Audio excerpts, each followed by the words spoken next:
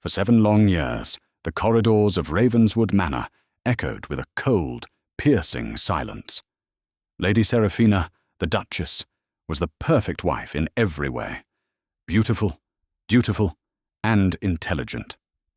And Alistair the Duke was a decorated war hero, powerful and respected by all.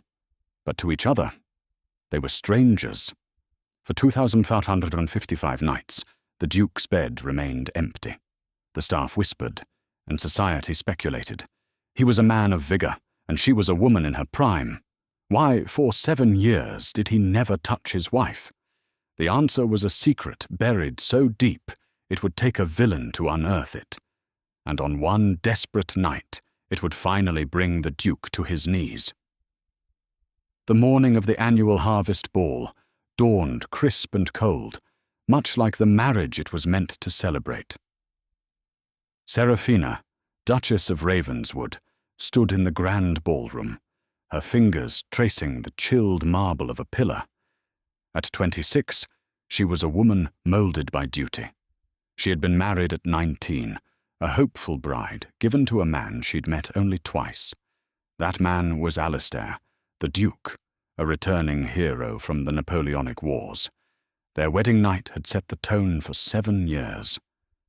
He had stood at the door of her bedchamber, his tall frame silhouetted by the hall light. He was devastatingly handsome, but his face was a mask of granite. A faint, silver scar cut from his left temple to his jaw, a permanent reminder of Waterloo. "Madam," he had said, his voice void of all emotion, "I must apologize. I cannot be the husband you deserve. This arrangement, it was not of my choosing. You shall have your freedom, your own wing, and any allowance you desire. In return, I ask only that you maintain the public appearance of this union.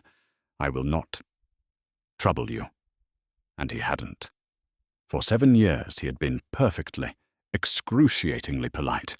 He was Your Grace, she was Madam. They dined together thrice a week, discussing the weather, crop rotations, and the dull politics of the London season. But he never looked at her. Not really. His eyes, a startling grey, seemed to look through her, fixed on a point in the past she could not access. Now she directed the servants with quiet authority. "No, Mr. Hobbs," she said gently to the butler. "The blue silks must be used for the main table. The gold clashes with the late-season roses." Hobbs bowed. "At once, Your Grace. You have an eye for it, as always." She did. In 7 years of isolation, Seraphina had poured her energy into the estate. While Alistair locked himself in his study, poring over maps of battles long since fought, she had learned to run Ravenswood. She balanced the ledgers, negotiated with tenants, and had even turned a profit from the wool trade, a fact the estate steward, Mr. Henderson, kept strictly between themselves. She was a duchess in title, but a steward in practice. A sharp, metallic thud echoed from the hall. Alistair! He was walking with his cane this morning. The shrapnel in his leg always pained him when the weather turned. He entered the ballroom, his black frock coat tailored to perfection by his preferred London tailor, Henry Poole. He looked, as always, like a man carved from ice. "Madam, the preparations seem adequate." "Your Grace," she inclined her head, "I trust the ball will meet your expectations." "It is a distraction," he said curtly, his gaze sweeping the room, but never landing on her. "But a necessary one." He was about to turn when a footman rushed in. "Alistair, my dear man." Alistair visibly tensed. Seraphina turned to see a newcomer, a man she didn't recognize. He was handsome in a way Alistair was not. All bright smiles, fashionable attire, and an easy, practiced charm. "Lord Harrington," Alistair said, his voice dropping a further degree. "I was not aware you were returning from the continent so soon." "Piers, please." The man, Lord Piers Harrington, beamed. He turned his full attention to Seraphina, taking her hand and bowing low to kiss her knuckles. His eyes, unlike Alistair's, were direct and appraising. "And you must be the Duchess, the jewel of Ravenswood. My dear, Alistair has been keeping you a secret. I am Piers Harrington. Our estates border to the north. I have been in Vienna for an age." "Lord Harrington," Serafina said, withdrawing her hand politely. "Welcome." "She is a vision, Alistair." "A vision," Piers said, ignoring the Duke's thunderous expression. "I simply cannot wait for tonight. I fear I shall have to monopolize your wife's dance card." Alistair's hand tightened on the silver head of his cane. "My wife has duties, Harrington." "Nonsense," Piers laughed. "What duty is more important than delighting your guests? I shall see you both tonight." He bowed again to Serafina, his smile lingering, before sauntering out. The silence he left behind was heavier than before. For the first time in 7 years, Alistair was looking directly at Serafina. But it was not with warmth. It was with a cold, unfamiliar suspicion. The first stone had been thrown into their frozen lake. The ballroom at Ravenswood was ablaze with light. Hundreds of candles reflected in the polished floors, and the scent of beeswax and late-season roses filled the air. Serafina stood at Alistair's side in the receiving line, a perfect statue in a gown of deep emerald silk. She smiled, she curtsied. She was the consummate Duchess. Alistair beside her was a dark, brooding presence, his scar stark white under the candlelight. Lord Piers Harrington arrived late, making a calculated entrance. He immediately sought out Serafina. "Your Grace," he murmured, his voice pitched for her ears alone. "You are magnificent. That colour, it does things to a man's composure." Serafina gave him a tight-lipped smile. "You flatter me, Lord Harrington." "I merely speak the truth," he said. He glanced at Alistair, who was trapped in a conversation with a portly baron. "Your husband, he is a great man. A hero. But a hero's shadow is a cold place to live, is it not?" Before she could respond, the orchestra struck up the first waltz. It was a ritual. For 7 years, the Duke and Duchess of Ravenswood would open the harvest ball with a single, obligatory dance. Alistair turned to her, his gloved hand extended. "Madam." She placed her fingers in his. His hand was warm, strong, and utterly impersonal. He led her to the floor. As he put his hand on her waist, she resisted the urge to flinch. It was the only time all year he touched her. They moved with practiced, empty perfection. They were the most beautiful couple in the room, and the most broken. "Harrington seems familiar with you," Alistair said, his voice a low rumble near her ear. "I had not met him before this morning, Your Grace," Serafina replied, keeping her gaze fixed on his cravat. "He has a reputation, with women, and with cards." "I shall be sure to keep my distance, then. See that you do," he said. The words were a command, not a request. A flicker of anger, hot and rare, sparked in Serafina's chest. He had no right to dictate her company. He had abdicated that right 2,555 nights ago. The waltz ended. He bowed stiffly, released her, and retreated to the shadows by the hearth, accepting a glass of brandy. He would stand there for the rest of the night, watching.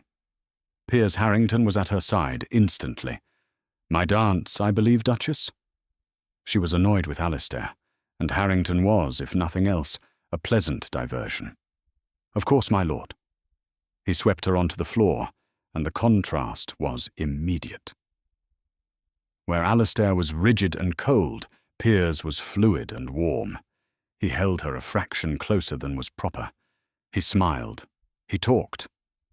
"You manage this all yourself, don't you?" he murmured, steering her expertly through the crowd. "I have a capable staff, my lord." "Oh, I'm sure. But I heard in the village, the new wool contract with the merchants in Leeds. That was you, the new crop rotation? You again. You saved the tenant farms from blight last spring. Alistair is a fool. Seraphina's blood ran cold. My lord, you are improper. Am I? Or am I the only one willing to say what everyone knows? His eyes scanned her face. He leaves a mind like yours to languish. He leaves a woman like you, unattended. It is a sin, Duchess, a mortal sin. He spun her, and for a moment her eyes met Alistair's across the room. The Duke's face was unreadable, but the glass in his hand was clenched so tightly his knuckles were white. Piers danced her out onto the terrace, claiming the need for air. The cool night was a relief. He does not deserve you, Seraphina, Piers said, using her name for the first time. It felt like a violation. You overstep, Lord Harrington. Do I? He stepped closer. 7 years. The whole county knows. They call him the Iron Duke, and not for his battlefield prowess. They call you the Virgin Duchess. What a waste, Seraphina. What a god-forsaken waste. Good night, my lord. She turned to go, but he caught her arm. I could give you what he won't, he whispered, his charm vanishing, replaced by a raw, predatory hunger. A child? A life? Passion? Let go of me. Her voice was ice. Or what? You'll tell your husband? He laughed, a short, ugly sound. What will he do? He won't fight for you. He won't even touch you. I said, let go. She said to let her go. Alistair's voice cut through the night. He stood in the doorway, his cane gone. He didn't limp. He moved with a sudden, lethal grace. Piers released her, a mocking smile on his face. Ah, the Duke. Come to protect your property. A bit late for that, isn't it? Alistair didn't spare him a glance. His grey eyes were locked on Seraphina, searching her face. Are you unharmed? I am fine, she said, her voice shaking slightly. Go inside, madam. Alistair. Go. She hesitated, then swept past him into the ballroom, her heart hammering. She did not look back as Alistair took a slow, deliberate step toward Lord Harrington on the dark terrace. Seraphina did not know what was said on the terrace, only that Lord Harrington left the ball 20 minutes later, his charming smile entirely absent. Alistair returned to his spot by the hearth, but he was no longer watching the room. He was watching her. It was unsettling. For 7 years she had been invisible. Now she was the sole focus of his intense, stormy gaze. She felt pinned, a butterfly under glass. She made her excuses as soon as was proper and fled to the sanctuary of her wing. Sleep, however, would not come. She lay awake, her mind replaying the feel of Piers's hand on her arm, the shocking possessiveness in Alistair's voice. Around 3 a.m., a sound jolted her from her restless state, a crash, then a shout, thick and guttural that was barely human. Fire! Fire on the left flank! Reloading! Where is Sergeant Matthews? God, Matthews! It was Alistair. Her heart leaped into her throat. She'd heard muted sounds before, through the thick stone walls that separated their wings. Muffled cries, thuds. But never this. This was raw, untamed terror. She grabbed her dressing gown and ran. She ignored the protocol of 7 years, flying down the corridor to his wing, a place she had never set foot in since her wedding. His valet, an older man named Peters, was standing uselessly outside the Duke's door, wringing his hands. "Your Grace, you shouldn't—" She pushed past him. The room was a wreck. A heavy armchair was overturned. A pitcher was shattered on the floor. Alistair was in the center of the room, clad only in his nightshirt, his eyes wide and unseeing. He was not in Ravenswood. He was back in Belgium, at Waterloo. "They're breaking through!" he yelled, raising an arm to ward off an invisible blow. "Get the cannon! Alistair!" she cried. But he didn't hear her. Peters rushed forward. "Your Grace, it's just a dream. Wake up!" Alistair, in his terror, swung. He didn't mean to, but his fist connected with the valet's jaw, sending the man sprawling. "No!" Seraphina shouted, not in fear, but in command. She grabbed a heavy wool blanket from the foot of his bed. He turned on her, his eyes wild. He saw an enemy, a French cuirassier. "Alistair!"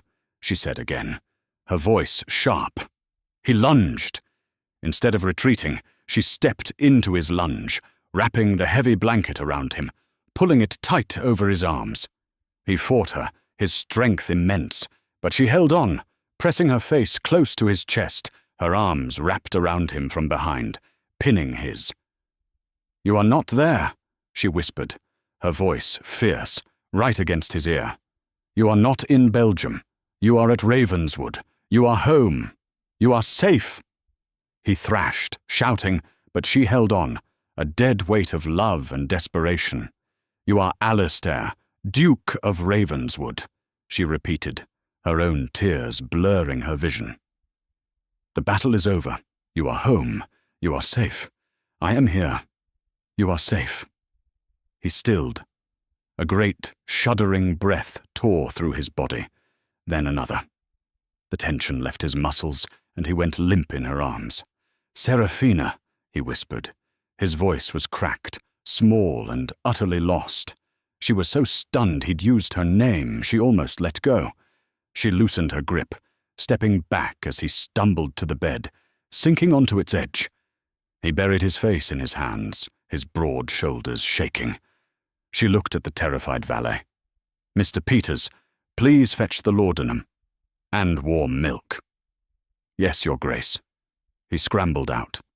She stood for a long moment, watching this broken man who was her husband. The Iron Duke was weeping. He didn't look up, just sat there, shaking, consumed by a shame that was almost as terrifying as the nightmare itself. Quietly, she righted the overturned chair. She picked up the larger pieces of the broken pitcher. She did not speak, simply moved through the room, restoring order. When Peters returned, Alistair was still in the same position. Seraphina took the laudanum and a glass of water from the tray. She knelt before him. He flinched, as if expecting a blow. "Your Grace," she said softly. He slowly, agonizingly, raised his head. His eyes were red-rimmed, his face pale. The scar looked raw. He was no longer the Duke. He was just a man. "Drink this," she said, holding out the glass. He looked at the laudanum, then at her. His hand was shaking so badly he couldn't take it. With a steady hand, she raised the glass to his lips. He drank, his eyes never leaving hers. There was a universe of questions in that look. Terror, confusion, and a new, agonizing vulnerability. He finished, and she set the glass down. She was still kneeling at his feet. She should go. She should leave and pretend this never happened. Instead, she took his trembling hand, the one that had struck his valet, and held it between her own. It was a simple, profound gesture, a bridge across 7 years of ice. "The battle is over, Alistair," she said softly. "It has been over for a very long time." He stared at their joined hands as if he'd never seen them before. He didn't speak. He just held on, his grip tightening, as if she were the only thing keeping him from falling into the dark. The morning after the nightmare was thick with unspoken words. Seraphina sent a pot of strong coffee to the Duke's wing, along with a note for Mr. Peters, instructing him to take the day to recover. She received no reply from Alistair. He did not appear for breakfast. He did not appear for luncheon. Seraphina found herself distracted, her normal routines failing to hold her attention. She was correcting the menus when Mr. Henderson, the estate steward, found her. "Your Grace," he said, bowing. He looked agitated. "A small matter. A very small matter." What is it, Mr. Henderson? The Duke. His Grace has requested the ledgers, all of them. Seraphina froze. All of them? Aye. He's in his study. He's been in there since dawn, they say. He wants the household books, the tenant books, and the master ledgers. This was the danger. The master ledgers were a fiction. They were the clean, simplified books she'd had Henderson prepare for Alistair's cursory glances, books that showed a stable, if unremarkable, profit. The real ledgers were locked in her own desk, the ones that showed the truth. He seemed angry, Henderson whispered. He mentioned Lord Harrington. He said he wanted to know the true state of his affairs. Seraphina understood. Alistair, spurred by Harrington's insults and the shock of the previous night, was finally looking. Very well, Mr. Henderson, she said, her voice calm. Give him the master ledgers, but bring the private accounts to me. It is time he saw them. Your Grace, are you certain? I am. An hour later, Seraphina stood outside Alistair's study. She knocked. Go away, he barked. She opened the door and walked in. The room was a disaster, nearly as bad as his bedroom had been. Books were pulled from shelves. Papers were strewn everywhere. Alistair stood by the window, his back to her. He hadn't slept, and he had been drinking. I said, go away, Peters. I don't need your damned coddling. It is not Peters, Seraphina said. He spun around. His face was haggard. He looked at the heavy, leather-bound book in her hands. What is that? You asked Mr. Henderson for the accounts, she said, walking forward and placing the book on his desk. He gave you the ones I prepared for you. This is the truth. He stared at the book, then at her. What game is this, madam? It is no game. She opened the ledger. You were right to be concerned about Harrington. He is a predator, and he circles estates he believes are weak. Ravenswood is not weak, Alistair growled. No, Seraphina agreed softly. It is not. Not any more. He looked at her, confused. She turned the page. This is the debt ledger from 8 years ago, just before your father passed. You were still in Spain. Alistair looked. His face paled. The numbers were staggering. This is impossible. My father, your father was a gambler, Alistair. He wagered and lost almost everything.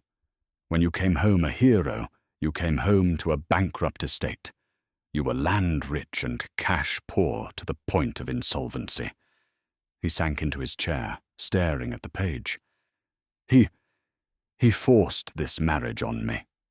He said it was an alliance, to secure the family line. He forced the marriage, Seraphina said, her voice devoid of pity. Because he needed my dowry. My dowry, which I inherited from my mother's shipping business, was the only thing that kept the banks from seizing Ravenswood. Alistair looked up, his grey eyes wide with a new, dawning horror. You knew this? I knew it the day I married you. And you said nothing. What was I to say? You had just returned from war. You were a hero, but you were also a stranger who looked at me as if I were a piece of furniture. You retreated to your wing, and I got to work. She turned the page. This is 1818. The wool contracts I negotiated with the mills in Leeds. This is 1819. The investment I made using my own inheritance in the East India Company. I used my family's contacts at Coutts Bank. This, she pointed to another column, is where I paid off the last of your father's gambling debts, just last spring. She closed the book. The silence in the room was absolute. You saved this house, he whispered. He wasn't speaking to her, but to himself. All this time, I thought I was protecting you. From me. I thought I was sparing you. You were not sparing me, she said, the ice of 7 years finally breaking in her own voice. You were ignoring me. You were so lost in your own battle, Alistair, that you never once thought to look at mine. Seraphina! He stood, reaching a hand out, but she flinched back. The movement, small as it was, stopped him cold. I did not do this for gratitude, she said, her voice shaking with a sudden, violent surge of emotion. I did this for the tenants, for the staff, for the name that I bear. I did this because it was my duty. Just as it was my duty to come to you last night when you were screaming. Just as it has been my duty to listen to your nightmares through the wall for 7 years. His face crumpled. You knew. I knew you were in pain. I did not know why. I only knew that the man I married was trapped in a prison, and he had locked me out of it. Before he could process this, the door burst open. It was Peter's, his face white with panic. Your Grace, it's Lord Harrington. He's here. He's not in the parlour. He's in the main gallery, and he has men with him. Your Grace, I think he's taking the Rembrandt. Alistair and Seraphina raced to the Grand Gallery. What they found was a scene of methodical theft.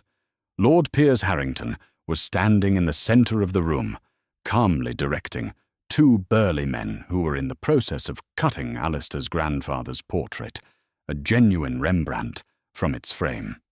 Harrington! Alistair roared. The sound was pure command, the voice of a duke and a colonel. Piers turned, a look of mock surprise on his face. Ah, Ravenswood, and the lovely Duchess. I'm afraid I've come to collect on a debt. You will unhand my property, or I will have you shot. Oh, I wouldn't, Piers said, tapping a document against his palm. You see, I did some digging after you. Ejected me from your ball. I paid a visit to an old associate of your father's, a moneylender by the name of Silas Croft. Seraphina's stomach tightened. She knew that name. Croft was the one she hadn't been able to pay off.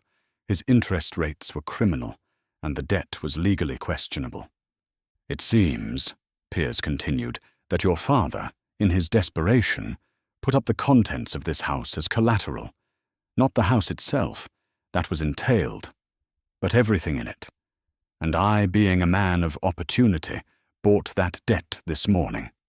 For pennies on the pound. You're a thief, Alistair said, his voice dangerously low. I'm a businessman, Piers corrected. This Rembrandt alone will cover the principal. The rest of this is just interest. He waved a hand at the room. I'll be taking the tapestries as well. And the silver.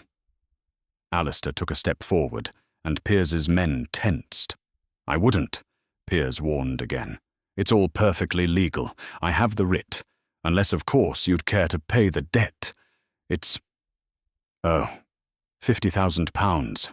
Plus my fee, of course. £50,000. It was an astronomical sum, even for them. Seraphina had liquidity, but not that much. Not without selling land. You know we cannot produce that sum on a moment's notice, Seraphina said, her mind racing. I know, Piers smiled. But I am a reasonable man. I might be persuaded to be patient.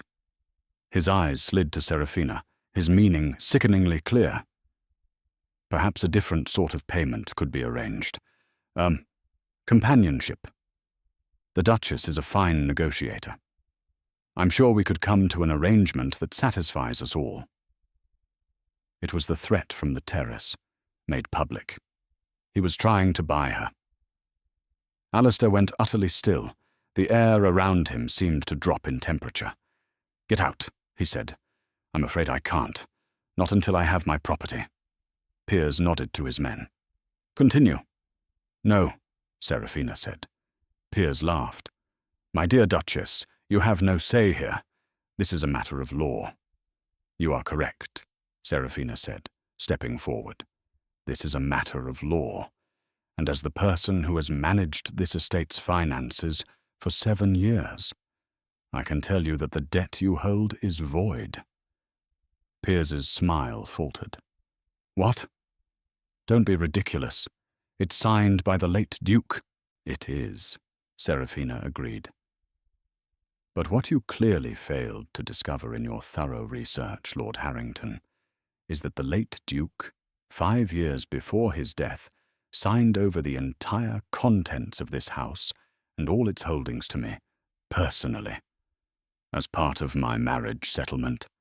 Alistair's head snapped toward her. He had no idea. Serafina continued, her voice ringing with authority. It was a measure to protect the estate from exactly this kind of situation, to protect it from his own creditors. He may have signed your note, but he signed it against collateral he did not own. It belongs, and has always belonged, to me. Piers's face turned a mottled red. "You're lying." "Am I?" Serafina smiled coldly. "Mr. Hobbs," she called to the butler, who was hovering by the door, "please send word to the magistrate. Inform him that Lord Harrington is here, attempting to steal my property.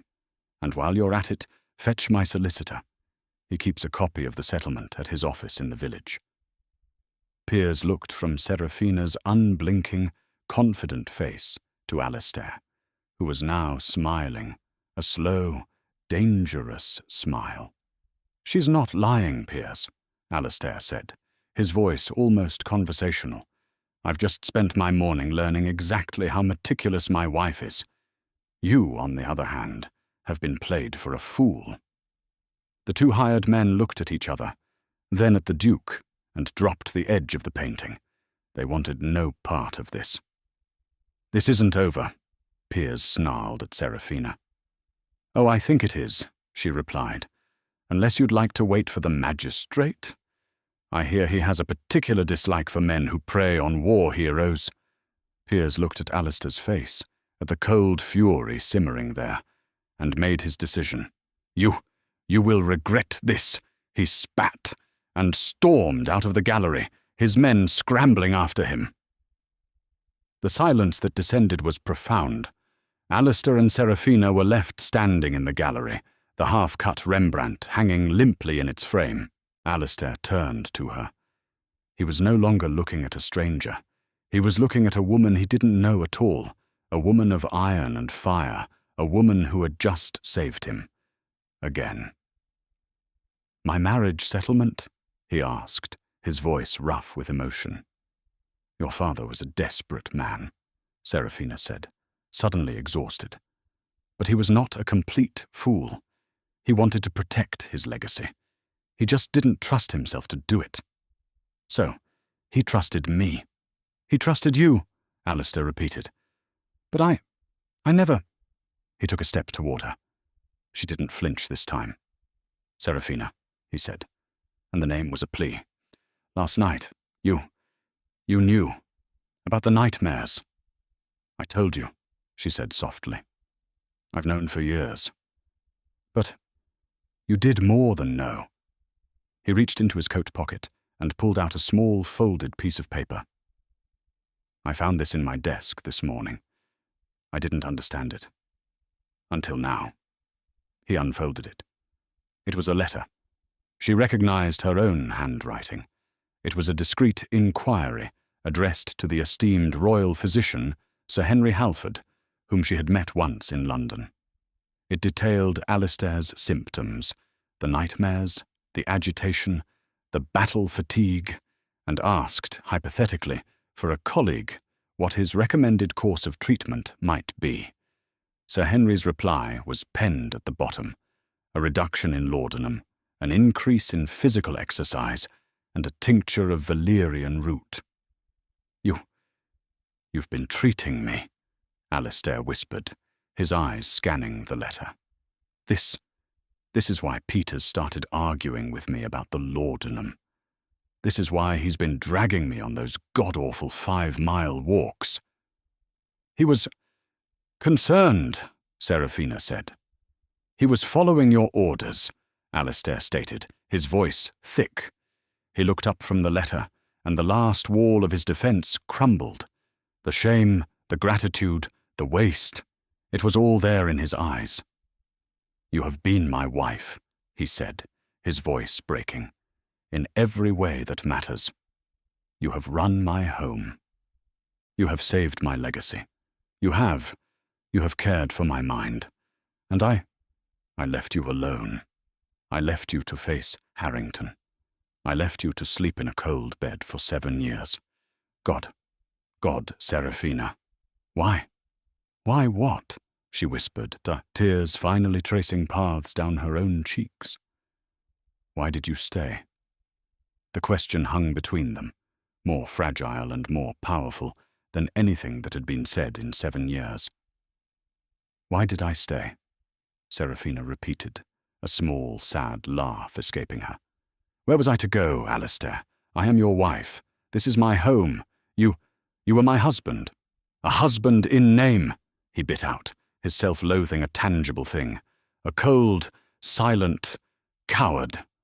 "No," she said, her voice firm. "Not a coward. A soldier. A man in pain." "Pain?" He let out a harsh laugh. "You think this," he pointed to his leg, "is what kept me from you? This limp? Or this?" He traced the scar on his face. These are trinkets, Serafina. Souvenirs." He turned away from her, walking to the window, his shoulders bowed. "You want to know why I never came to your bed? You, who deserved a husband, children, a life. You want to know the truth I've hidden from everyone? Even Peter's?" He paused, and she could see the tremors in his hands. It wasn't just the nightmares. It was the wound, the one that no one sees. He took a sharp, ragged breath. "Waterloo. It wasn't a clean fight. We were at Quatre Bras, holding the crossroads. A shell. It exploded right next to me. It killed my sergeant, Matthews, the man I was screaming for last night. It tore him apart." Serafina brought a hand to her mouth. "It threw me 20 feet. The shrapnel. It hit my face, my leg, and elsewhere." His voice dropped to a choked whisper. "The surgeon, he said I was lucky. He said the wound was delicate. He said I might never be able to father a child, to be a husband." The confession fell into the room, brutal and sharp. "I came home a hero," he spat, "and my father threw a wife at me, a young, beautiful wife. And all I could think was, what if I failed her? What if I was broken? What if I could not perform the one duty a husband owes his wife? The shame of it, Serafina. It was worse than the shell. It was worse than the fear." He finally turned to look at her, his eyes hollowed out by the admission. "So I stayed away. I thought my coldness was a kindness. I thought it was better to be a cruel, distant husband than a failure, a eunuch. I thought I was sparing you." Serafina stared at him, the full, devastating weight of his 7-year sacrifice settling on her. He had not rejected her. He had rejected himself. He had walled himself in with his shame, believing he was protecting her from his own perceived inadequacy. She walked toward him, her steps measured and sure. He flinched, as if expecting her disgust. She stopped directly in front of him. She looked at his face, at the scar, at the pain in his eyes. And then, for the first time, she acted not as a duchess, but as a wife. She raised her hands and cupped his face, her thumbs tracing the tense line of his jaw. "You utter fool," she whispered, her voice thick with tears.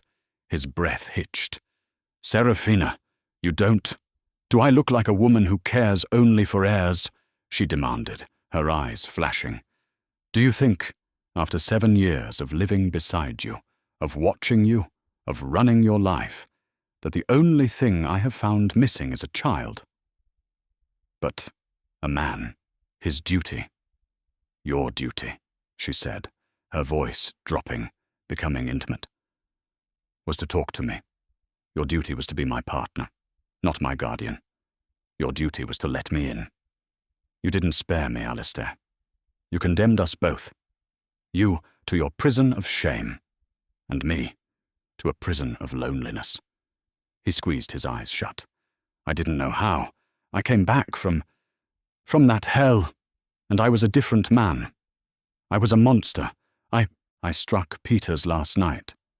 You were in a nightmare, she corrected gently, and you have been in one for 7 years, but you are awake now. What if the surgeon was right, he whispered, the question tearing him apart. What if I cannot, and what if you cannot, she replied, her voice soft but unbreakable. What if we are never able to have children? Is that all a marriage is? We will fill this house with life, with music, with dogs, with us. Is that not enough? He opened his eyes. He was truly seeing her for the first time, not as a political match, not as a woman he was failing, but as his partner, his equal, his savior.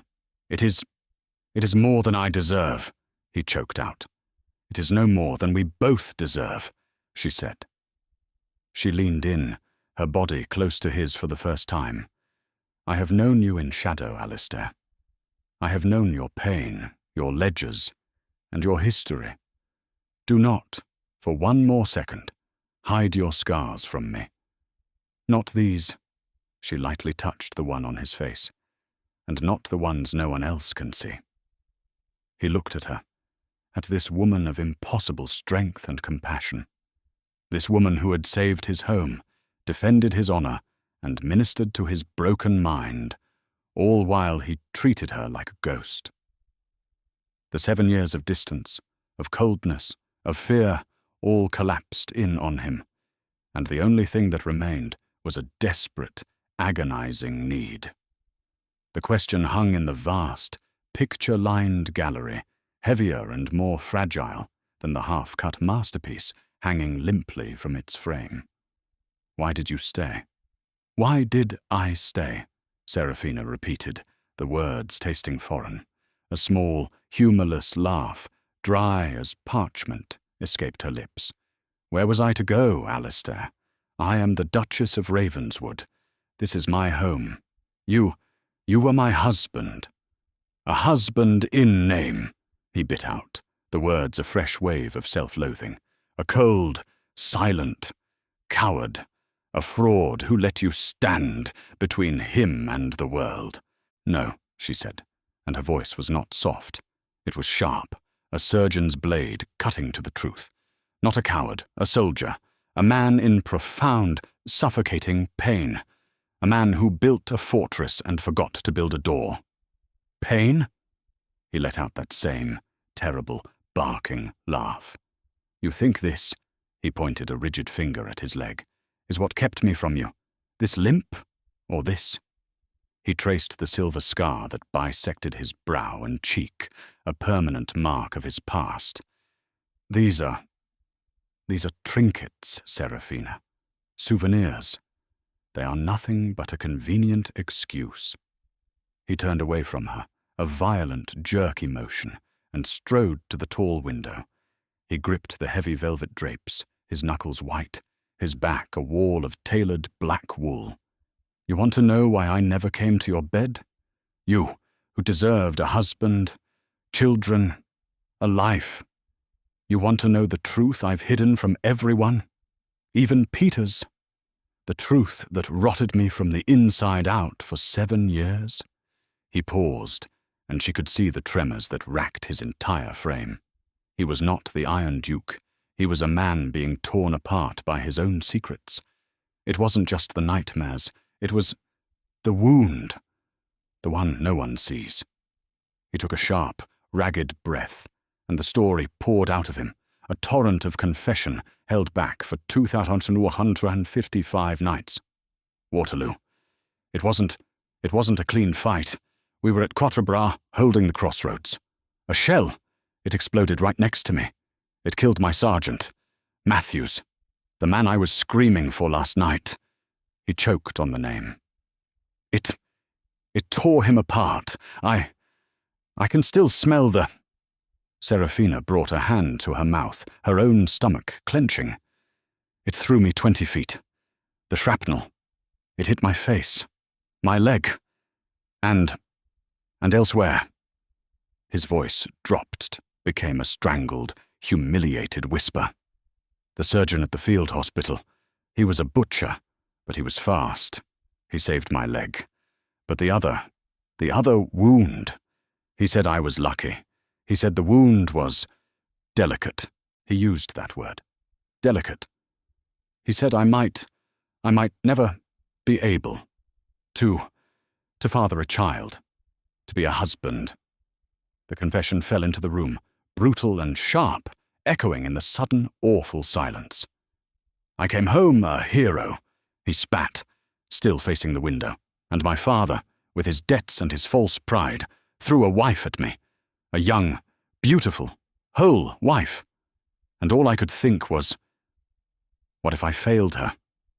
What if I brought her to our bed, and I was broken? What if I was nothing? A worthless, empty shell? The shame of it, Serafina. It was worse than the shell. It was worse than the fear. It was worse than dying." He finally, agonizingly, turned to look at her. His eyes were hollowed out by the admission, raw with a pain that made his physical scars look like mere scratches. So I stayed away. I locked my door. I thought my coldness was a kindness.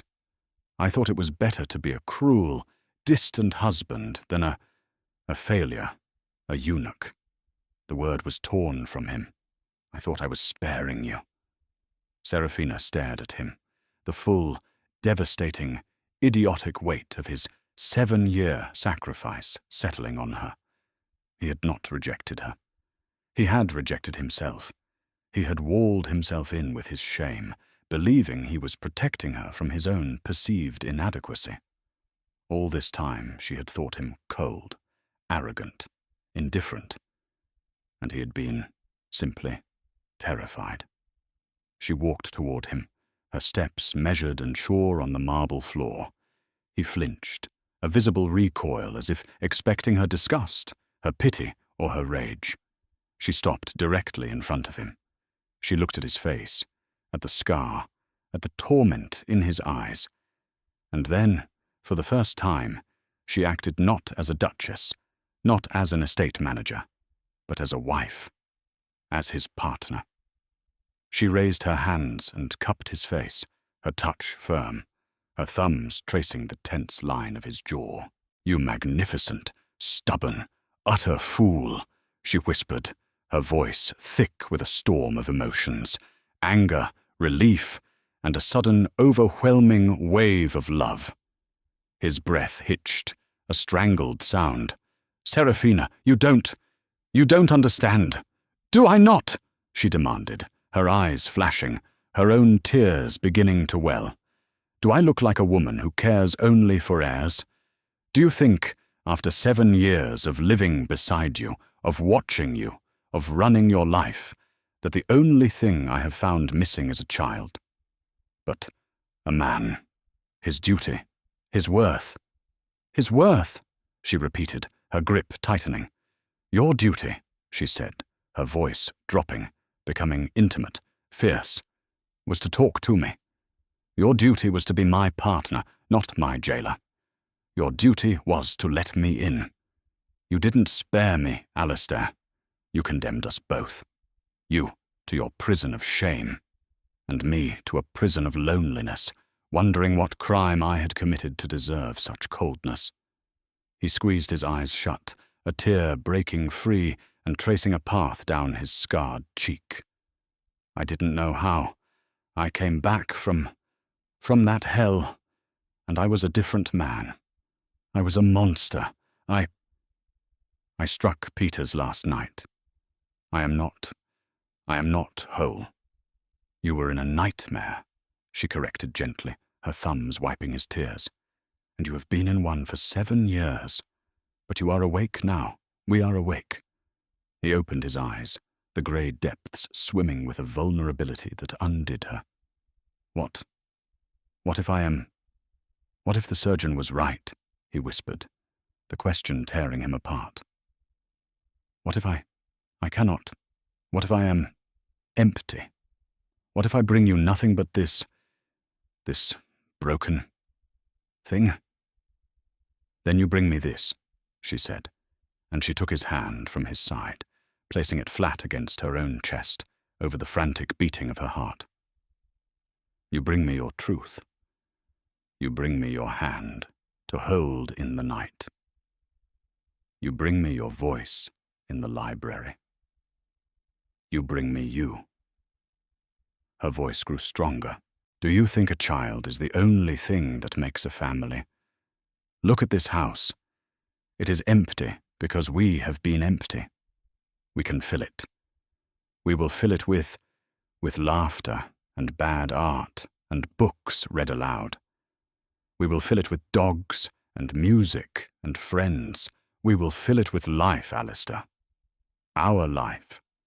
She leaned in, her forehead resting against his. "And if the surgeon was right, then he was right. And if he was wrong, then we will face that too, together. But he doesn't get to decide our future. That field surgeon in Belgium doesn't own us. We do." Alistair's control, the iron discipline that had seen him through war and 7 years of self-imposed exile, finally, completely shattered. He sank to his knees. It was not a courtly bow. It was a surrender, a complete and total collapse. He buried his face in her abdomen, his arms wrapping around her waist like vices, holding on to her as a drowning man holds the last piece of driftwood in a raging sea. Sobs tore through his body, harsh, ragged, animal sounds of a grief 7 years repressed. "Serafina, forgive me," he wept into the silk of her dress. "Forgive me. I have wasted us. I have wasted you. I watched you. I watched you in the garden. I watched you with Henderson, so strong, so capable, and I did nothing. I am nothing." She threaded her fingers into his hair, holding his head, anchoring him as the storm broke.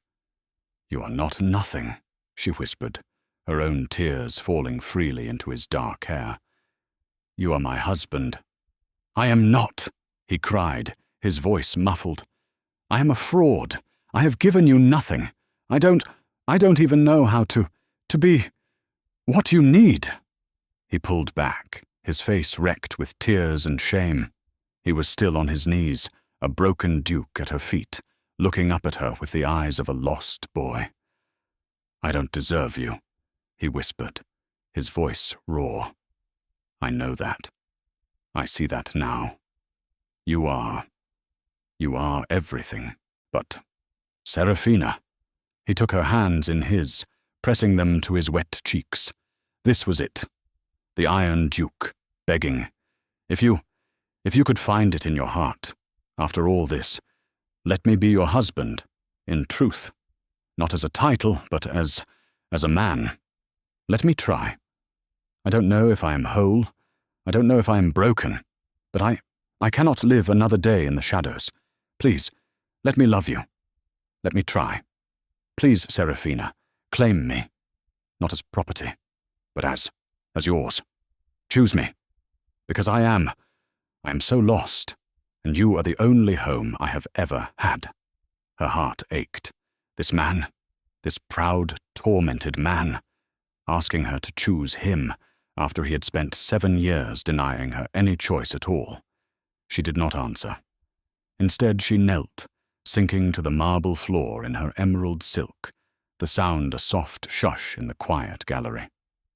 She knelt to meet him, so they were eye to eye.